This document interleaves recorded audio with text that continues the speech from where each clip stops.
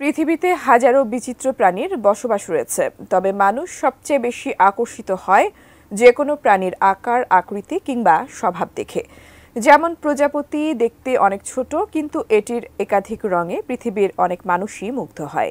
আবার অনেকে এককালে বিলুপ্ত ডাইনোসর হিসেবে ভেবে বিস্মিত হয়। তবে এবার বিশ্বে আলোড়ন ছড়িয়েছে আটলান্টিকের সবচেয়ে বড় হাঙর ধরা পড়ার খবরে।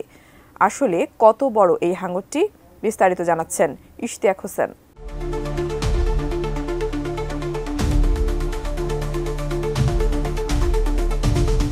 পৃথিবীর পৃষ্ঠে ৭১% পানি। এই পানির বেশিরভাগই সাগরের সাথে অন্তর্ভুক্ত, আর এই সাগরের গভীরেই লুকিয়ে আছে অসংখ্য রহস্য, যা উন্মোচন করতে আদিযুগ থেকেই চেষ্টায় মগ্ন আছে মানবজাতি। বর্তমান যুগে আধুনিক যন্ত্রপাতির সাহায্যে সাগরের গভীরে পৌঁছানো খুব একটা কঠিন নয়, তবুও সাগরের সব রহস্য যেন এখনো মানুষের কাছে ধরা দিতে চায় না। তবে এবার আটলান্টিকের সবচেয়ে বড় হাঙর ধরার খবর পাওয়া গেছে, যা নিয়ে শুরু হয়েছে চাঞ্চল্য। হাঙরকে সাধারণত দ্য গ্রেট হোয়াইট শার্ক বলা হয়। মহাসাগর গবেষকদের একটি দল আটলান্টিক মহাসাগরে এই হাঙরের সবচেয়ে বড় একটি পুরুষ প্রজাতিকে খুঁজে পেয়েছেন। গবেষক দল সর্বপ্রথম এই হাঙরটিকে জানুয়ারির ১৭ তারিখে ট্যাগ করেছিল।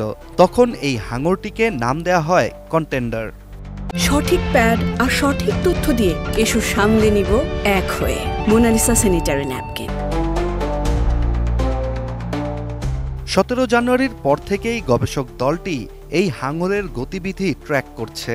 প্রায় ১ মাস আটলান্টিক মহাসাগরের চারপাশে সাঁতার কেটে হাঙরটি সবশেষ ফ্লোরিডার পানিতে পাওয়া যায়, যেখানে এটিকে সতর্কতার সাথে ধরে চালানো হয় নানা পরীক্ষা। কন্টেন্ডার নামের এই হাঙরটির কাছাকাছি গিয়ে গবেষক দল হতভম্ব হয়ে যায়, কেননা হাঙরটি দৈর্ঘ্যে ১৩.৮ ফুট লম্বা এবং ওজনে প্রায় ৭৪৯ কেজিরও বেশি।